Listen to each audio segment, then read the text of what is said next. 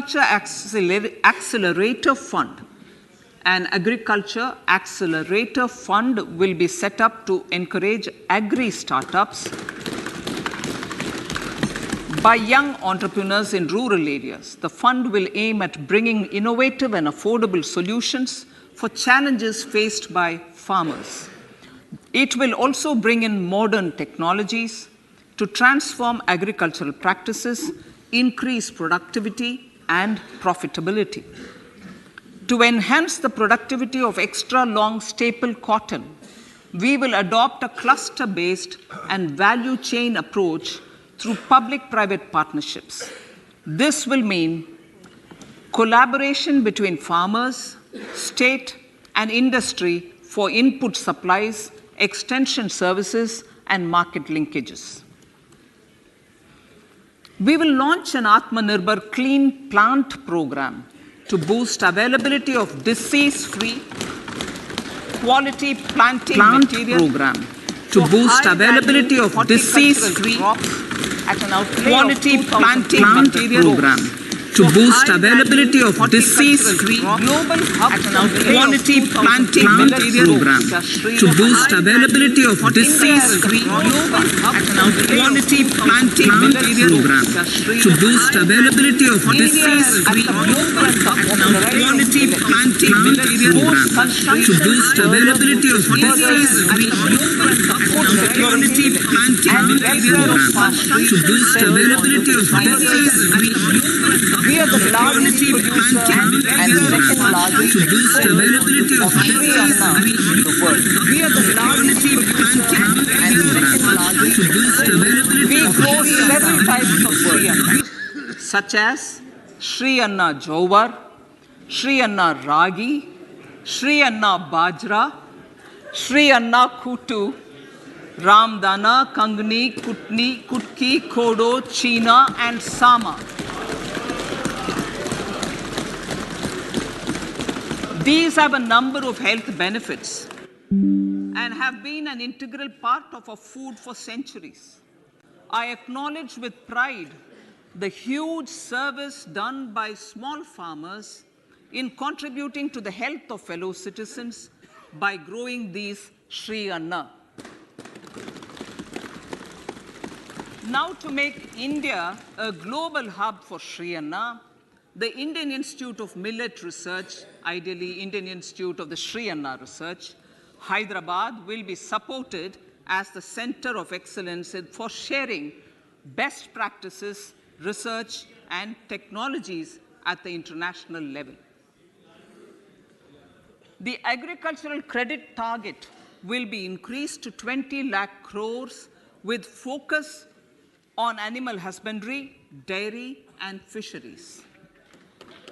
We will launch a new sub-scheme of PM Matsya Sampada Yojana, which is an existing scheme, but we'll launch a new sub-scheme with targeted investment of 6,000 crores to further enable activities of fishermen, fish vendors, and micro and small entrepreneurs, improve value chain efficiencies, and expand the market.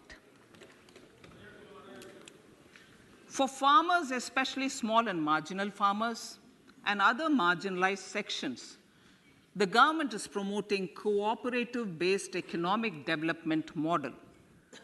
A new Ministry of Cooperation was formed with a mandate to realize the vision of Sahakar Se Samriddhi.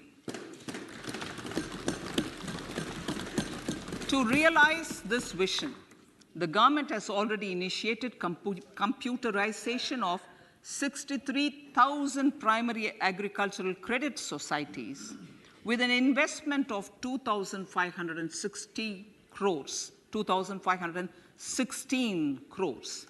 In consultation with all the stakeholders and the states, model bylaws for PACS were formulated, enabling them to become multi-purpose PACS.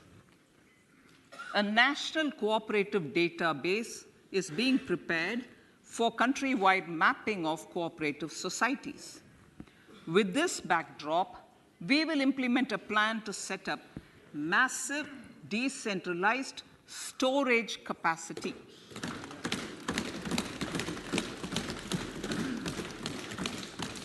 This will help farmers store their produce and realize remunerative prices through sale at appropriate times.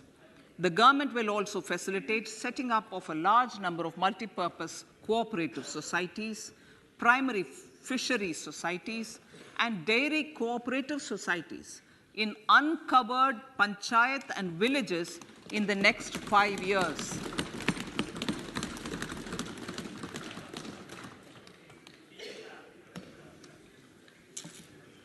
Health, education, and skilling. 157 new nursing colleges will be established in co-location with the existing 157 medical colleges established since 2014. A mission to eliminate sickle cell anemia by 2047 will be launched. It will entail awareness creation, universal screening of 7 crore people in the age group of 0 to 40 years in affected tribal areas, and counseling through collaborative efforts of central ministries and state governments. Facilities in select ICMR labs, Indian Council for Medical Research Labs, will be made available for research by public and private medical college faculty and private sector R&D teams for encouraging collaborative research and innovation. A new program to promote research and innovation in pharmaceuticals will be taken up through centers of excellence. We shall also encourage industry to invest in research and development in specific priority areas. Dedicated multidisciplinary courses for medical devices will be supported in existing institutions to ensure availability of skilled manpower for futuristic medical technologies, high-end manufacturing, and research. Teachers' training. Teachers' training will be re-envisioned through innovative pedagogy, curriculum transaction, continuous professional development, dipstick surveys, and ICT implementation. The District Institute of Education and Training will be developed as vibrant institutes of excellence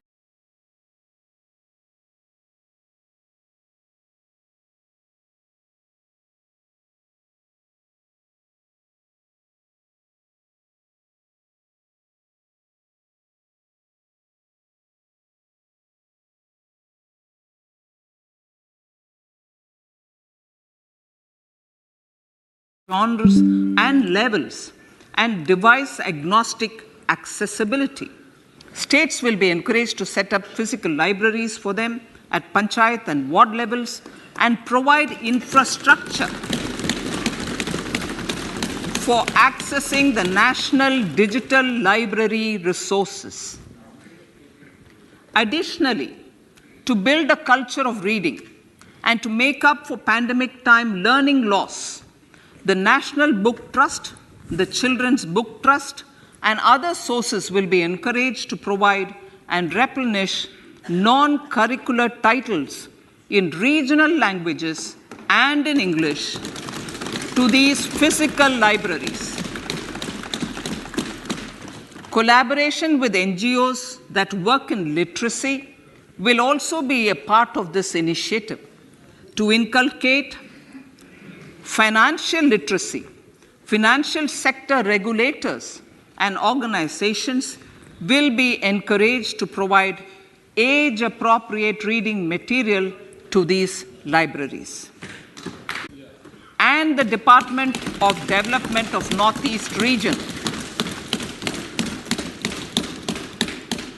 to provide a sharper focus to the objective of reaching the last mile, our government has formed the ministries of Ayush, Fisheries, Animal Husbandry and Dairying, Skill Development, Jal Shakti, and Cooperation.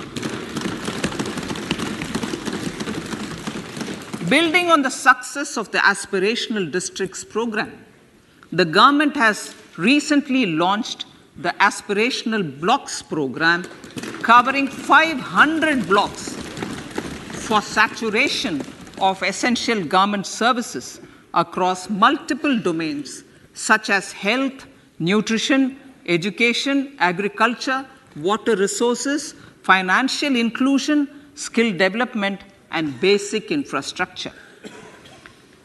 Manya Speaker, Sir, Pradhan Mantri PVTG, which is Primitive Vulnerable Tribal Groups Development Mission, is being launched.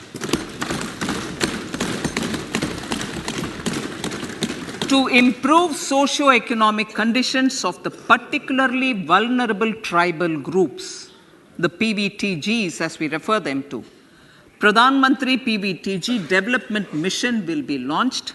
This will saturate PVTG families and habitations with basic facilities such as safe housing, clean drinking water and sanitation, improved access to education, health, nutrition, road and telecom connectivity, and sustainable livelihood opportunities.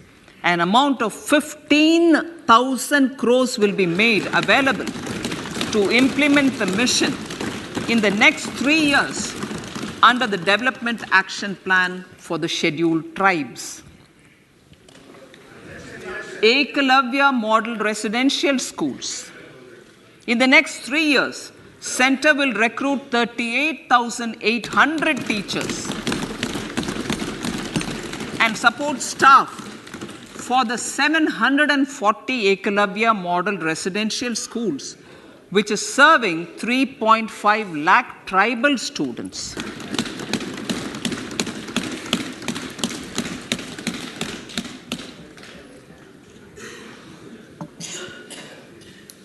In the drought-prone central regions of Karnataka, central assistance of 5,300 crore will be given to Upper Bhadra project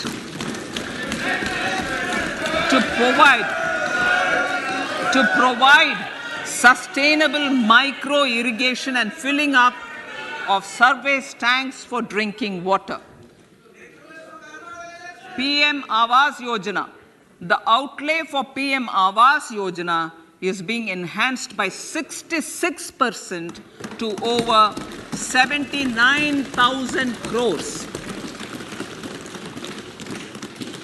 Bharat Shared Repository of Inscriptions will be set up in a digital epigraphy museum with digitization of 1 lakh ancient inscriptions in the first stage. Support for poor prisoners. For poor persons who are in prisons and unable to afford the penalty or the bail amount, required financial support will be provided. Priority number 3, infrastructure and investment. Investments in infrastructure and productive capacity have a large multiplier impact on growth and employment. After the subdued period of the pandemic, private investments are growing again. The budget takes the lead once again to ramp up the virtuous cycle of investment and job creation. Honorable Speaker, sir, the capital investment outlay is being increased steeply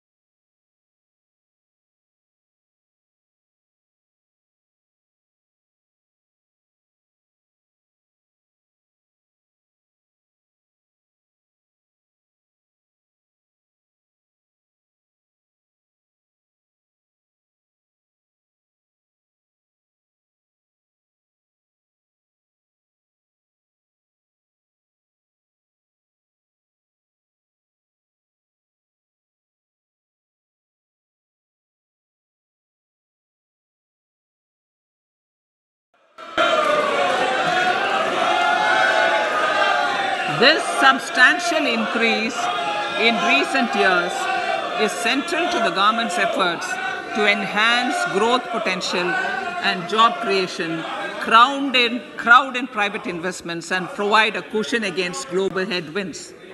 The direct capital investment by the center is complemented by the provision made for creation of capital assets through grants and aids to state. The effective capital expenditure of the center is budgeted at 13.7 lakh crore rupees, which will be 4.5% of GDP. Support to state governments for capital investment. I have decided to continue the 50-year interest-free loan to state governments for one more year to spur investment in infrastructure and to incentivize them for complementary policies actions with a significantly enhanced outlay of 1.3 lakh crores. The newly established Infrastructure Finance Secretariat will assist all stakeholders for more private investment in infrastructure, including railways, roads, urban infrastructure, and power, which are predominantly depend on public resources. The harmonized master list of infrastructure will be reviewed by an expert committee for recommending the classification and financing framework suitable for Amrit Kal. A capital outlay, I'm talking about railways now, sir, Honorable Speaker, railways. A capital outlay of 2.40 lakh crores has been provided for the railways. This is the highest ever outlay this highest ever outlay is about 9 times the outlay made in 2013-14.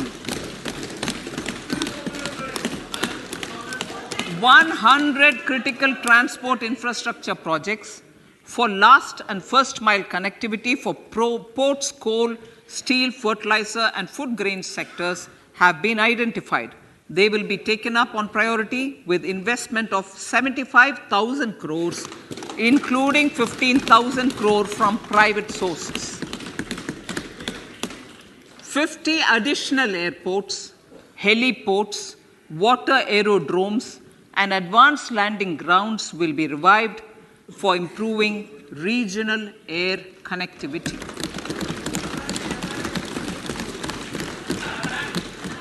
Sustainable cities for tomorrow.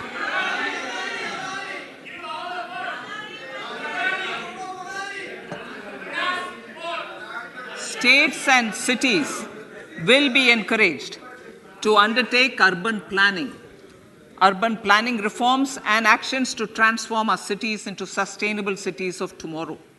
This means efficient use of land resources, adequate resources for urban infrastructure, transit-oriented development, enhanced availability and affordability of urban land, and opportunities for all. Through property tax governance reforms and ring-fencing user charges on urban infrastructure, cities will be incentivized to improve their creditworthiness for municipal bonds. Like the RIDF, an Urban Infrastructure Development Fund will be established through use of priority sector lending shortfall. This will be managed by the National Housing Bank and will be used by public agencies to create urban infrastructure in Tier 2 and Tier 3 cities. States will be encouraged to leverage resources from the grants of the 15th Finance Commission as well as existing schemes to adopt appropriate user charges while accessing the UIDF. We expect to make available 10,000 crore rupees per annum for this purpose. All cities and towns will be enabled for 100% mechanical desludging of septic tanks and sewers to transition from manhole to machine hole mode.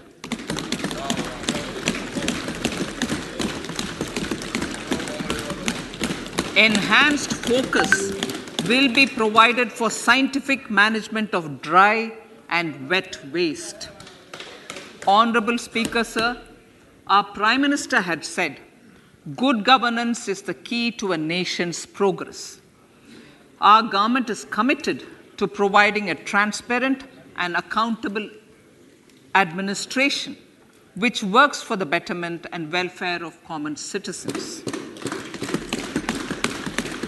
Mission Karma Yogi.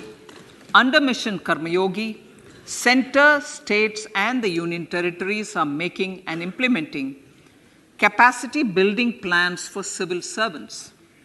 The government has also launched an integrated online training platform, I Got Karma Yogi, to provide continuous learning opportunities for lakhs of government employees to upgrade their skills and facilitate people-centric approach. Sir, for enhancing ease of doing business, more than 39,000 compliances have been reduced and more than 3,400 legal provisions have been decriminalized. For furthering the trust-based governance, we have introduced the Jan Vishwas Bill to amend 42 central acts. This budget proposes a series of measures to unleash the potential of our economy. Centers of Excellence for Artificial Intelligence. For realizing the vision of Make AI in India and Make AI Work for India, 3 centers of excellence for artificial intelligence will be set up in top educational institutions. Leading industry players will partner in conducting interdisciplinary research, develop cutting-edge applications, and scalable problem solutions in the areas of agriculture, health, and sustainable cities. This will galvanize an effective AI ecosystem and nurture quality human resources in the field.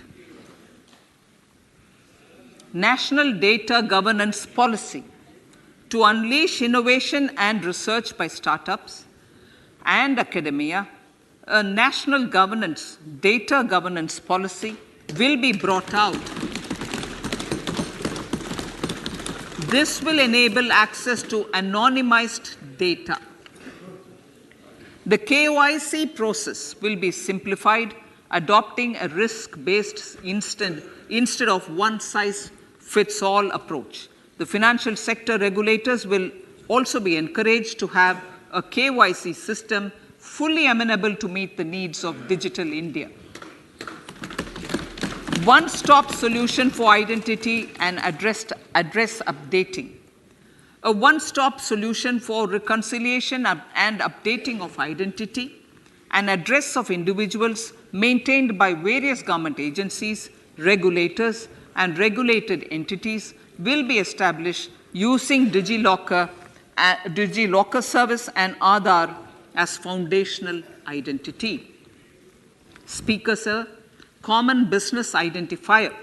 For the business establishments required to have a permanent account number, the PAN will be used as the common identifier for all digital systems of specified government agencies. This will bring ease of doing business, and it will be facilitated through a legal mandate. For obviating the need for separate submission of same information to different government agencies, a system of unified filing process will be set up. Such filing of information or return in simplified forms on a common portal will be shared with other agencies as per the filer's choice. Vivad Se Vishwas 1. Relief for MSMEs.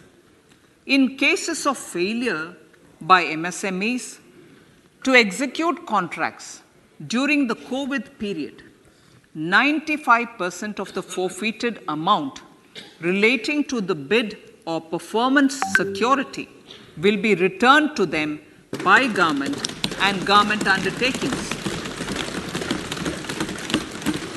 This will provide relief to the MSMEs. Vivad se Vishwas 2, settling contractual disputes.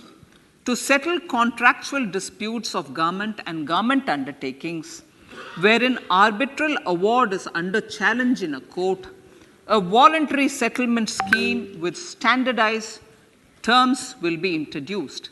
This will be done by offering graded settlement terms depending on pendency level of the dispute. The state support mission of Niti Aayog will be continued for 3 years for our collective efforts towards national priorities.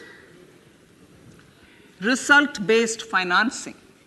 To better allocate scarce resources for competing development needs, the financing of select schemes will be changed on a pilot basis from input-based to result-based. E-courts.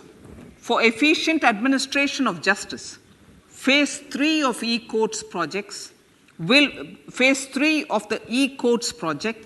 will be launched with an outlay of 7,000 crores. Fintech services in India have been facilitated by our digital public infrastructure, including Aadhaar, PM Jan Dhan Yojana, Video, KYC, India Stack, and UPI. To enable more fintech innovative services, the scope of documents available in DigiLocker for individuals will be expanded. An entity, DigiLocker, will be set up for the use by MSMEs, large businesses, and also charitable trusts. This will be towards storing and sharing documents online securely whenever needed with various authorities, regulators, banks, and other business entities. 5G services. 100 labs for developing applications using 5G services will be set up in engineering institutions.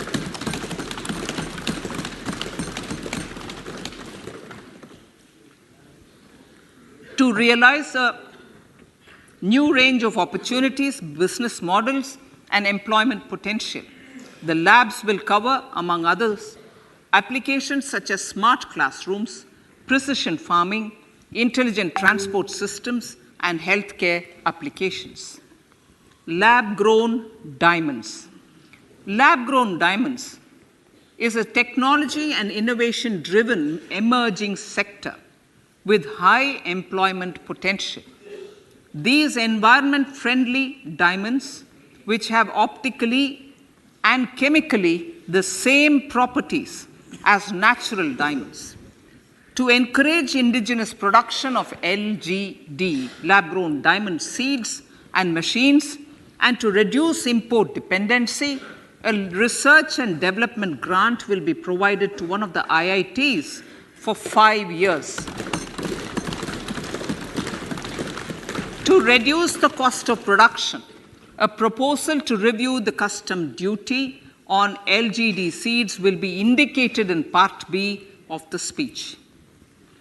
I come to the fifth priority, Honorable Speaker, sir, green growth. Honorable Prime Minister has given a vision for life or lifestyle for environment to spur a movement of environmentally conscious lifestyle. India is moving forward firmly for the Panchamrit, the net zero carbon emission by 2070 to usher in green industrial and economic transition. This budget builds on our focus on green growth. The recently launched National Green Hydrogen Mission, with an outlay of 19,700 crores, will facilitate transition of the economy to low carbon intensity, reduce in dependence on fossil fuel imports and make the country assume technology and market leadership in this sunrise sector. Our target is to reach an annual production of 5 MMT by 2030. Energy transition. This budget provides for 35,000 crores for priority capital investment towards energy transition and net zero objectives and energy security by Ministry of Petroleum and Natural Gas. To steer the economy on sustainable development path, battery energy storage systems with capacity of 4,000 MWH will be supported with viability gap funding. A detailed framework for pumped storage projects will also be formulated. Renewable energy evacuation. The interstate transmission system for evacuation and grid integration of 13 gigawatt renewable energy from Ladakh will be constructed with investment of 20,700 crore, including central support of 8,300 crores. Green Credit Program. For encouraging behavioral change, a green credit program will be notified under the Environment Protection Act. This will incentivize environmentally sustainable and responsive actions by companies, individuals, and local bodies, and help mobilize additional resources for such activities. PM Program for Restoration, Awareness, Nourishment, and Amelioration of Mother Earth, PM Pranam, will be launched to incentivize states and union territories to promote alternative fertilizers and balanced use of chemical fertilizers. Go Bardhan Scheme. 500 new waste to wealth plants under Go Bardhan, galvanizing organic bio-agro resources done. Go Bardhan scheme will be established for promoting circular economy. These will include 200 compressed biogas plants, including 75 plants in urban areas, and 300 community or cluster-based plants at a total investment of 10,000 crores. I will refer to this in Part B also. In due course, a 5% CBG mandate will be introduced for all organizations marketing natural and biogas. For collection of biomass and distribution of biomanure, appropriate fiscal support will also be provided. Bharatiya Prakritik Kheti Bio Input Resource Centers. Over the next 3 years, we will facilitate 1 crore farmers to adopt natural farming. For this, Honorable Speaker, 10,000 bio input resource centers will be set up, creating a national level distributed micro fertilizer and pesticide manufacturing network. Mishti.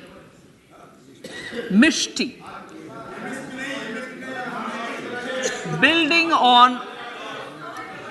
on India's success in afforestation, mangrove initiative for shoreline habitats and tangible incomes, Mishti, will be taken up for mangrove plantation along the coastline and on salt pan lands wherever feasible through convergence between Manrega, Campa, Fund and other sources.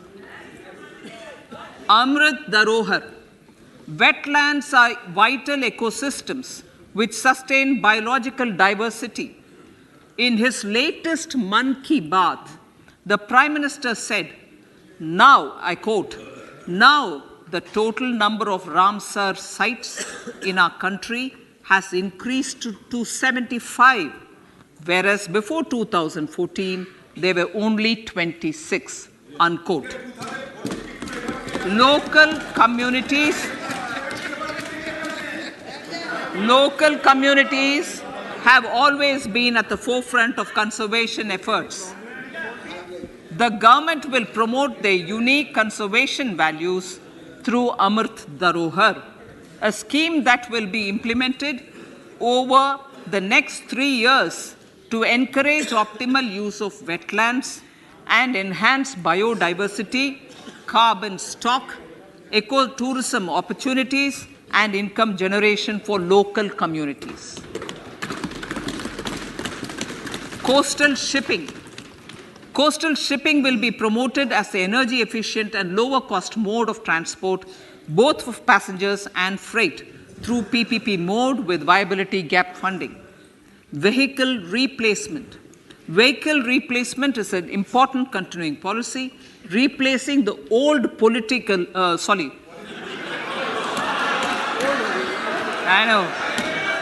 replacing, absolutely, thank you. Replacing old polluting vehicles. May be applicable, right? Replacing old polluting vehicles is an important part of greening our economy. In furtherance of the vehicle scrapping policy mentioned in Budget 21-22, I have allocated adequate funds to scrap old vehicles of the central government. States will also be supported in replacing old vehicles and old state ambulances. Honorable Speaker, sir, I move to priority 6, youth power. To empower our youth and help the Amrit PD realize their dreams, we have formulated the National Education Policy, which is very wide in its scope, but one of the things is also to focus on skilling, adopted economic policies that facilitate job creation at scale and have supported business opportunities. Pradhan Mantri Kaushal Vikas Yojana. Pradhan Mantri Kaushal Vikas Yojana 4.0 will be launched to skill lakhs of youth within the next 3 years. On-job training, industry partnership, and alignment of courses with needs of industry will be emphasized. The scheme will also cover new age courses for Industry 4.0 like coding, AI, robotics, mechatronics, IoT, 3D printing, drones, and other soft skills. To skill youth for international opportunities, 30 Skill India International Centers will be set up across different states.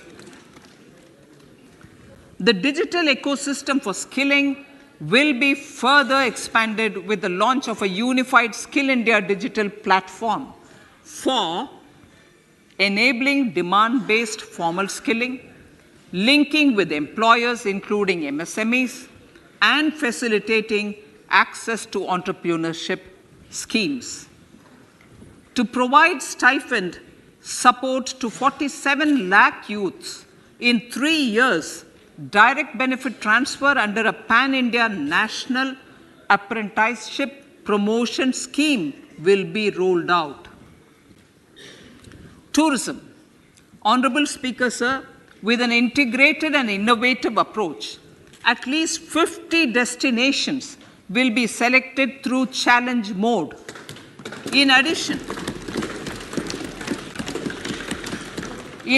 to aspects such as physical connectivity, virtual connectivity, tourist guides, high standards for food streets, and tourist security, all the relevant aspects would be made available on an app to enhance tourist experience. Every destination would be developed as a complete package. The focus of development of tourism would be on domestic as well as foreign tourists.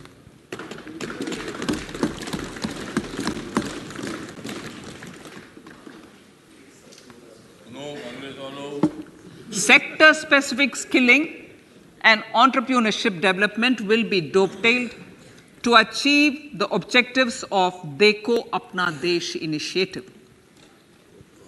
This was launched as an appeal by the Honorable Prime Minister to the middle class to prefer domestic tourism over international tourism. The integrated development of theme-based tourist circuits, the Swadesh Darshan scheme, was also launched. Under the Vibrant Villages program, tourism infrastructure and amenities will be facilitated in border villages. Unity Mall. States will be encouraged to set up a Unity Mall in their state capital or most prominent tourism center or the financial capital for promotion and sale of their one district, one product and GI products and other handicraft products, and for providing space for such products of all other states as well. Sir, priority number 7, financial sector. Our reforms in the financial sector and innovative use of technology have led to financial inclusion at scale, better and faster service delivery, ease of access to credit, and participation in financial markets. This budget proposes to further these measures. Credit guarantee for MSMEs.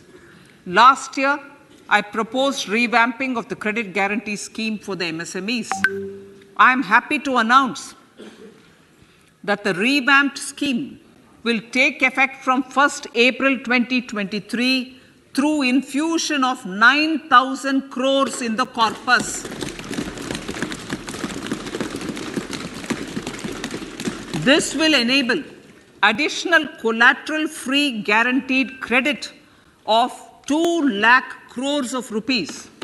Further, the cost of credit will be reduced by about 1%. A National Financial Information Registry will be set up to serve as the central repository of financial and ancillary information. This will facilitate efficient flow of credit, promote financial inclusion, and foster financial stability. A new legislative framework will govern this credit public infrastructure and will be designed in consultation with the RBI. To meet the needs of Amritkal and to facilitate optimum regulation in the financial sector, public consultation, as necessary and feasible, will be brought to the process of regulation making and issuing subsidiary directions. To simplify, to ease, and to reduce cost of compliance, financial sector regulators will be requested to carry out a comprehensive review of existing regulations. For this, they will consider suggestions from public and regulated entities. Time limits to decide the application under various regulations will also be laid down. Honorable Speaker, sir, to enhance business activities in GIFT IFSC, the following measures will be taken. Delegating powers under the SEZ Act to the IFSCA to avoid dual regulation. Setting up a single window IT system for registration and approval of IFSCA, SEZ authorities, GSTN, RBI, SEBI, and IRDAI. Permitting acquisition financing by IFSC banking units of foreign banks. Establishing a subsidiary of Exim Bank for trade refinancing. Amending IFSCA Act for statutory provisions for arbitration, ancillary services, and avoiding dual regulation under the SEZ Act, and recognizing offshore derivative instruments as valid contracts. Honorable Speaker, sir, data embassy. For countries looking for digital continuity solutions, we will facilitate setting up of their data embassies in GIFT IFSC.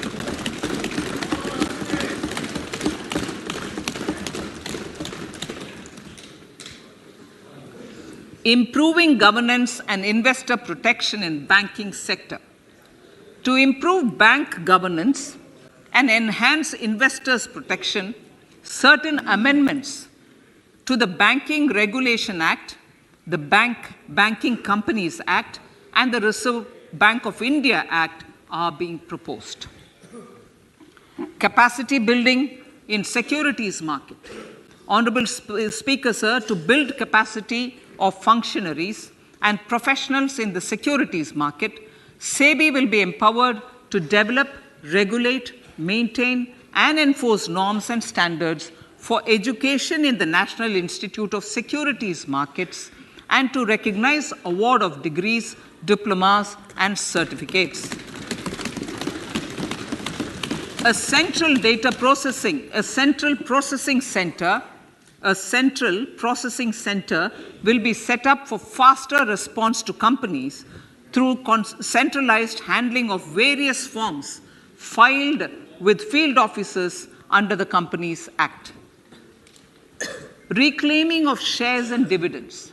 For investors to reclaim unclaimed shares and unpaid dividends from the Investor Education and Protection Fund Authority with ease, from the Investor Education and Protection Fund Authority with ease, an integrated IT portal will be established. Digital payments continue to find wide acceptance. In 2022, they show an increase of 76% in transaction and 91% in value. Fiscal support for this digital public infrastructure will continue in 2023-2024. Azadi Ka Amrit Mahotsav, Mahila Samman Bachat Patra.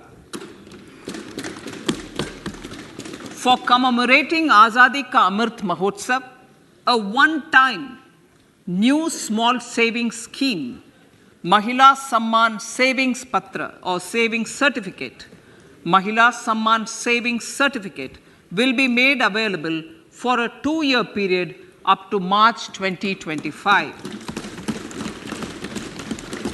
This will offer deposit facility up to 2 lakh in the name of a woman or girls for a tenure of 2 years at fixed interest rate of 7.5% with partial withdrawal option. Senior citizens. The maximum deposit limit for senior citizens savings scheme will be enhanced from 15 lakh to 30 lakhs of rupees. The maximum deposit limit for monthly income account scheme will be enhanced from 4.5 lakh to 9 lakh for single account and from 9 lakh to 15 lakh for joint account. Honorable Speaker, sir, fiscal management. 50 years interest-free loan to states. The entire 50-year loan to states has to be spent on capital expenditure within 2023-24. Most of this will be at the discretion of the states, but a part will be conditional on states increasing their actual capital expenditure. Parts of the outlay will also be linked to or allocated for the following purposes: scrapping old government vehicles, urban planning reforms and actions, financing reforms in urban local bodies to make them creditworthy for municipal bonds, housing for police personnel above or as part of the police station, constructing unity malls, children and adolescent libraries and digital infrastructure, and state share of capital expenditure of central schemes. Honorable Speaker, sir, fiscal deficit of states. States will be allowed a fiscal deficit of 3.5% of GSDP, of which 0.5% will be tied to power sector reforms. Revised estimates 2022 to 2023. The revised estimate, Honorable Speaker, sir, of the total receipts other than borrowing is 24.3 lakh crores, of which the net tax receipts are 20.9 lakh crores. The revised estimate of the total expenditure is 41.9 lakh crores of rupees, of which the capital expenditure is about 7.3 lakh crores. The revised estimate of the fiscal deficit is 6.4% of GDP, adhering to the budget estimate. So, budget estimates of 2023-24.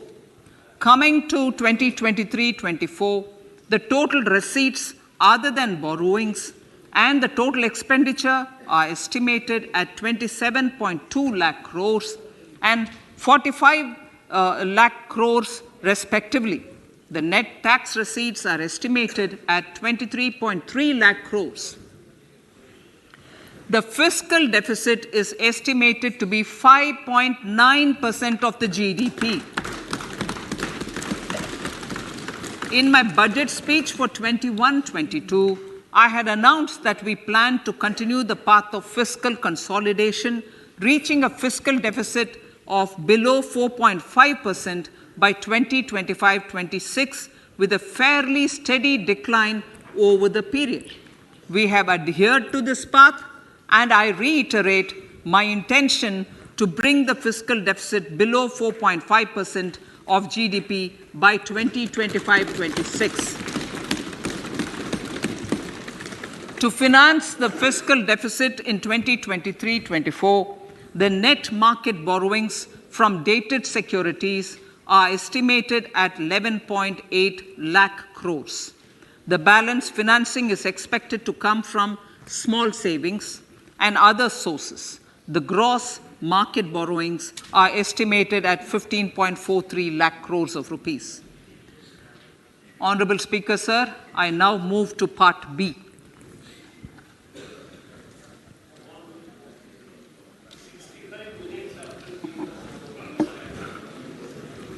Indirect taxes. My indirect tax proposals will aim to promote exports, boost domestic manufacturing, enhance domestic value addition, encourage green energy and mobility. A simplified tax structure with fewer tax rates helps in reducing compliance burden and improving tax administration. I propose to reduce the number of basic customs duty rates on goods other than textiles and agriculture from 21 to 13. As a result, there are minor changes in the basic custom duties, cesses and surcharges on some items including toys, bicycle, automobiles and naphtha. Green mobility. To avoid cascading of taxes on blended compressed natural gas, I propose to exempt excise duty on GST paid compressed biogas contained in it. To further provide impetus to green mobility, customs duty exemptions is being extended to import of capital goods and machinery required for manufacture of lithium-ion cells for batteries used in electrical vehicles as well. Electronics. As a result of various initiatives of the government, including phased manufacturing program, mobile phone production in India has increased from 5.8 crore units valued at about 18,900 crore in 2014-15 to 31 crore units valued at 207 crore in the last financial year. To further deepen domestic value addition in manufacturing of mobile phones, I propose to provide relief to customs duty. I propose to provide relief in customs duty on import of certain parts and inputs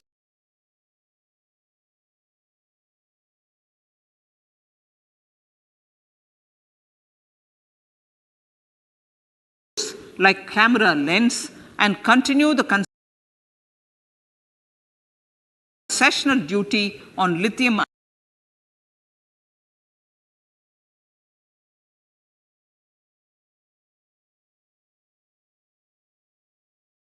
lithium-ion cells for batteries for another year.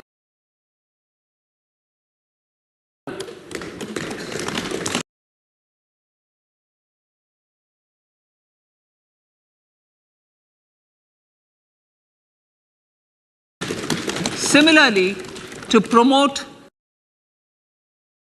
value addition in manufacture of televisions, I propose to reduce the basic customs duty on parts of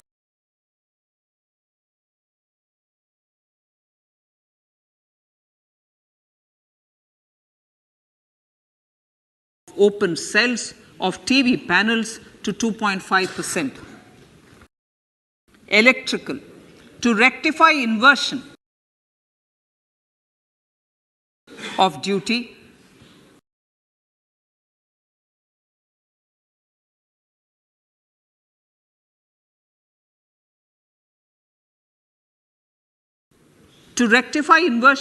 structure and encourage manufacturing of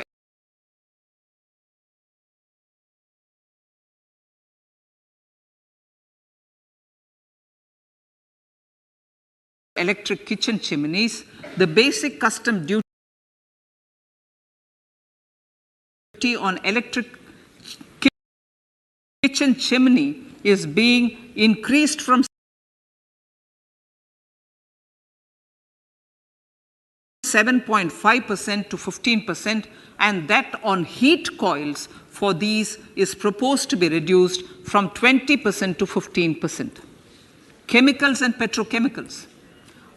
Denatured ethyl alcohol is used in chemical industry. I propose to exempt basic customs duty on it. This will also support the ethanol blending program and facilitate an endeavor for energy transition. Basic customs duty is also being reduced on acid-grade fluorospar from 5% to 2.5% to make the domestic fluorochemicals industry competitive. Further, the basic customs duty on crude glycerin for use in manufacture of epichlorohydrin is proposed to be reduced from 7.5% to 2.5%.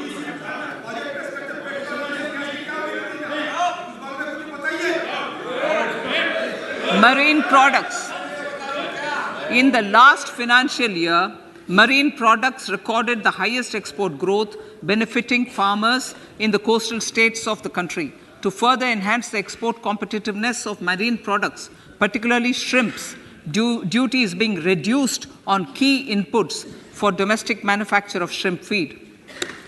India is a global leader, as I said in Part A, in cutting and polishing of natural diamonds, contributing about 3/4 of the global turnover by value. With the depletion of deposits of natural diamonds, the industry is moving towards lab-grown diamonds, and it holds huge promise. To seize this opportunity, I propose to reduce the basic customs duty on seeds used in their manufacture. Customs duties on dore or doré and bars of gold and platinum were increased earlier this fiscal. I propose to increase the duties on articles made therefrom to enhance the duty differential. I also propose to increase the import duty on silver doors, bars, and articles to align them with that on gold and platinum. To facilitate availability of raw materials for the steel sector, exemptions from basic custom duty on raw materials for manufacture of CRGO steel, ferrous scrap, and nickel cathode is being continued. Similarly, the concessional BCD of 2.5% on copper scrap is also being continued to ensure the availability of raw materials for secondary copper producers who are mainly in the MSME sectors. Compounded rubber. The basic custom duty rate on compounded rubber is being increased from 10% to 25% or 30 kg, whichever is lower, at par with that of natural rubber other than latex, to curb circumvention of duty. Cigarettes. National calamity contingent duty on specified cigarettes was last revised 3 years ago, this is proposed to be revised upwards by about 16%. Direct taxes. I now come to my direct tax proposals. Honorable Speaker, these proposals aim to maintain continuity and stability of taxation, further simplify and rationalize various provisions to reduce the compliance burden, promote the entrepreneurial spirit, and provide tax relief to citizens. It has been constant endeavor of the Income Tax Department to improve taxpayers' services by making compliance easy and smooth. Our taxpayers portal received a maximum of 72 lakh returns in a day, processed more than 6.5 crore returns this year. Average processing period reduced from 93 days in financial year 13-14 to 16 days only now. And 45% of the returns were processed within 24 hours. We intend to further improve this, roll out the next generation common IT return form for taxpayer convenience, and also plan to strengthen the grievance redressal mechanism. MSMEs and professionals. MSMEs are growth engines of our economy. Micro enterprises with turnover up to 2 crore of rupees and certain professionals with turnover of up to 50 lakh rupees can avail the benefit of presumptive taxation. I propose to provide enhanced limits of 3 crore and 75 lakh respectively to the taxpayers whose cash receipts are no more than 5%. Whose cash receipts are no more than 5%. Moreover, to support MSMEs in timely receipt of payments, I propose to allow deduction for expenditure incurred on payments made to them only when payment is actually made. Cooperation. Cooperation is a value to be cherished. In realizing our Prime Minister's goal for Sehkar Se Samriddhi and his resolve to connect the spirit of cooperation with the spirit of Amrit Kal, in addition to the measures proposed in Part A, I have a slew of proposals for the cooperation sector. First, new cooperatives that commence manufacturing activities till 2024, 31st March, shall get the benefit of a lower tax rate of 15%, as is presently available to new manufacturing companies. Secondly, I propose to provide an opportunity to sugar cooperatives to claim payments made to sugarcane farmers for the period prior to the assessment year 2016-17 as expenditure. This is expected to provide them a relief of almost 10,000 crores. Thirdly, I am providing a higher limit of 2 lakh per member for cash deposits to loans in cash by primary agricultural cooperative societies and primary cooperative agriculture and rural development banks. I repeat that. Thirdly, I am providing a higher limit of 2 lakh per member for cash deposits to and loans in cash by primary agricultural cooperative societies and primary cooperative agricultural and rural development banks. Similarly, a higher limit of 3 crore for TDS on cash withdrawal is being provided to cooperative societies. Startups.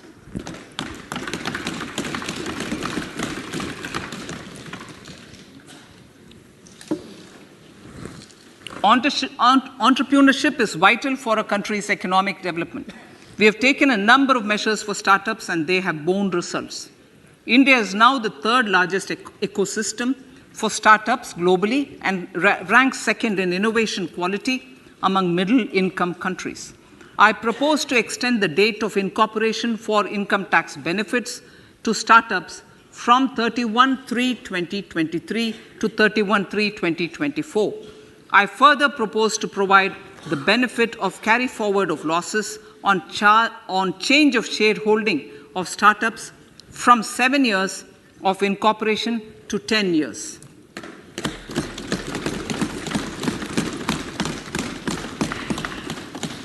To reduce the pendency of appeals at commissioner level, I propose to deploy about 100 joint commissioners for disposal of small appeals.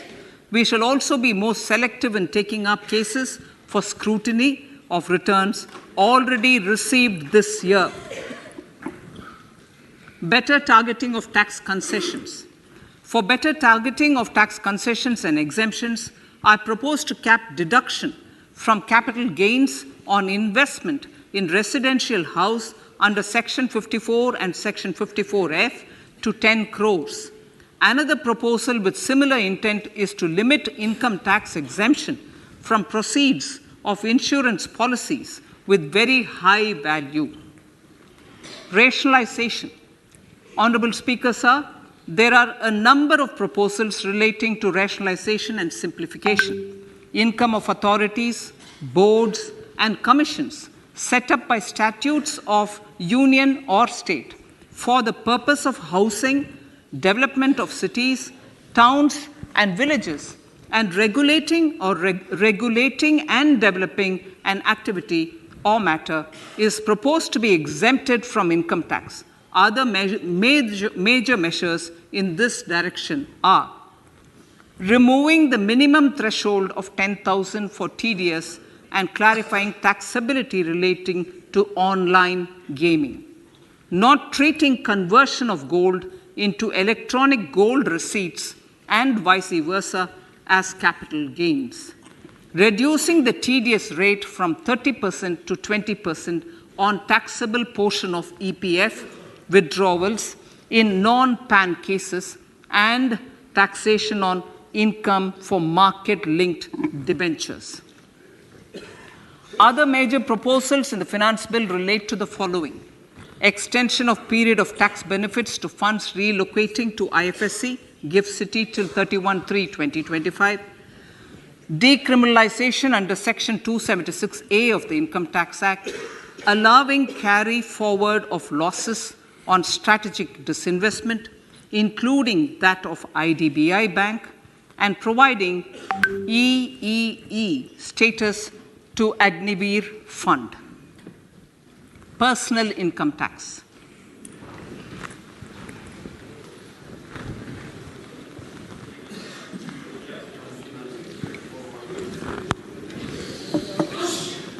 Now I come to what everyone is waiting for. Personal income tax. I have 5 major announcements to make in this regard. These primarily benefit our hard-working middle class. The first one concerns rebate. Currently, those with income up to 5 lakh do not pay any income tax in both old and new regimes. I propose to increase the rebate limit to 7 lakhs in the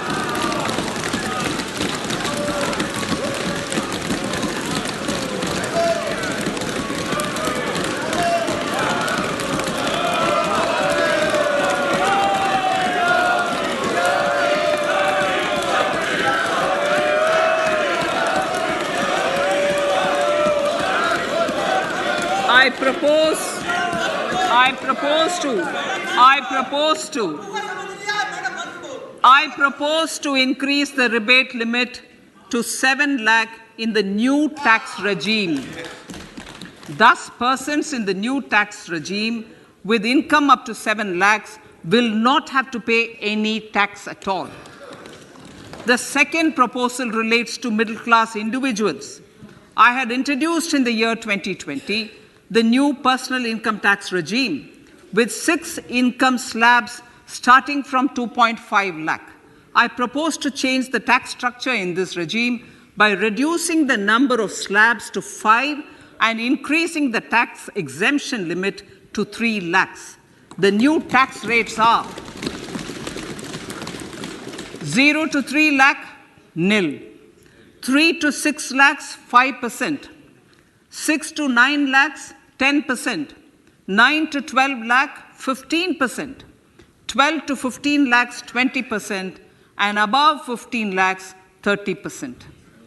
This will provide major relief to all taxpayers in the new regime. An individual with an annual income of 9 lakhs will be required to pay only 45,000 rupees. This is only 5% of his or her income. It is a reduction of 25% on what he or she is required to pay now. That is 60,000. So in the place of 60,000, it is now only 45,000. Similarly, an individual with an income of 15 lakh rupees would be required to pay only 1.5 lakh or 10% of his income or her income, a reduction of 20% from the existing liability of 1,87,500 rupees. My third proposal is for the salaried class and the pensioners, including family pensioners, for whom I propose to extend the benefit of standard deduction to the new tax regime. Each salaried person with an income of 15.5 lakh rupees or more will thus stand to benefit by 52,500 rupees. My fourth announcement in personal income tax is regarding the highest tax rate, which in our country is 42.74%. This is among the highest in the world. I propose to reduce the highest surcharge rate from 37% to 25% in the new tax regime.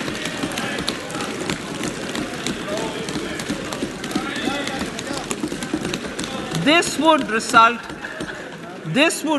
in reduction of the maximum rate.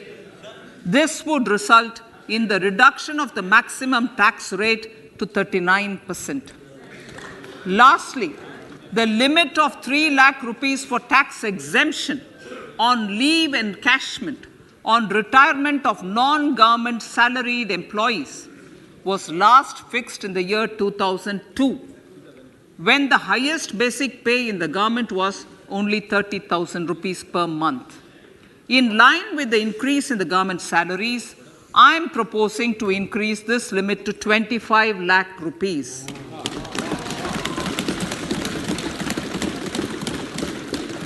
We are also making the new income tax regime as the default tax regime. However, citizens will continue to have the option to avail the benefit of the old tax regime. Apart from these, I am also making some other changes as given in the annexure. As a result of these proposals, revenue of about 38,000 crore to 37,000 crore in direct taxes and rupees 1,000 crore in indirect taxes will be foregone, while revenue of about 3,000 crore will be additionally mobilized. Thus, the total revenue foregone is about 35,000 crores annually. Honorable Speaker, sir, with these words, I commend the budget to this August House.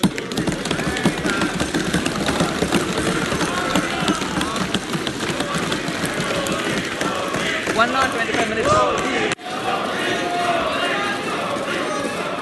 Item number 1, माननीय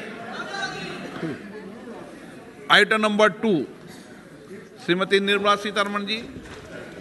Sir, with your permission, I lay on the table of the following statements under Section 3(1) of the Fiscal Responsibility Budget Management Act 2003, 1. Medium-term fiscal policy cum fiscal policy strategy statement and macroeconomic framework statement. माननीय सदस्यगण, जैसा कि आपको समाचार भाग 2 के माध्यम से पहले ही सूचित किया जा चुका है कि माननीय वित्त मंत्री जी के बजट भाषण की प्रतियां हार्ड कॉपी के रूप में उपलब्ध कराई गई है। आप बजट भाषण की अपनी अपनी प्रति प्रकाशन पलक से ले लें।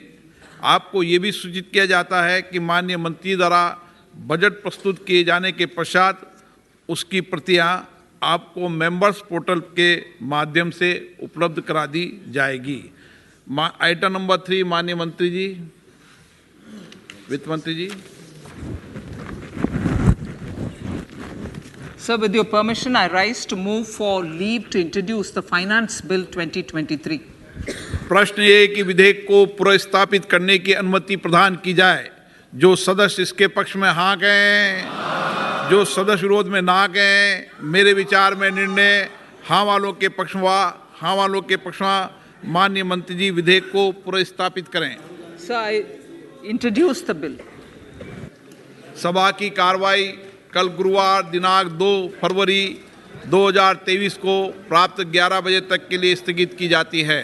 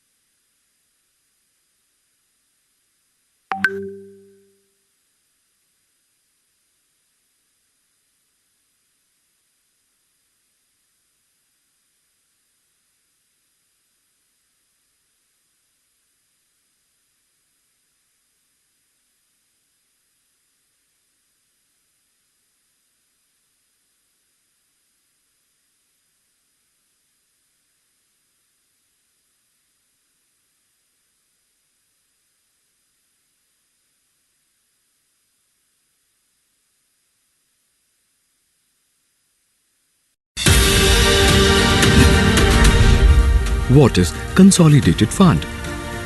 The Consolidated Fund is made up of all revenues and loans raised by the government. It also includes receipts from recoveries of loans granted by it. All government expenses are paid out of Consolidated Fund. No amount can be withdrawn without Parliament's approval.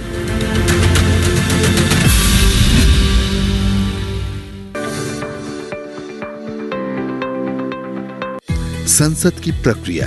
हमारी संसद की इस कड़ी में आज चर्चा उन प्रक्रियाओं की जिन्हें आप बार बार सुनते हैं। आज बड़ी ही आसान भाषा में हम आपको इस बारे में बताने जा रहे हैं। सबसे पहले स्थगन, एडजर्नमेंट। स्थगन एक निश्चित समय के सदन की कार्यवाही को निलंबित कर देता है, जो घंटे, दिन या सप्ताह का हो सकता है, लेकिन वो तय होता है। सदन की कार्यवाही को स्थगित करने की शक्ति सदन के पीठासीन अधिकारी के पास होती है। सदन की कार्यवाही आज दिनांक 12 बजे तक के लिए स्थगित की जाती है। अनिश्चित काल के लिए स्थगन, एडजर्नमेंट सिने डिया, मतलब अनिश्चित काल के लिए संसद की कार्यवाही को समाप्त करना। दूसरे शब्दों में, जब सदन कार्यवाही की दोबारा बैठक के लिए कोई दिन या समय सुनिश्चित न हो, उसे ही अनिश्चित काल के लिए स्थगन कहते हैं। सभा की कार्रवाई अनिश्चित काल के लिए स्थगित की जाती है।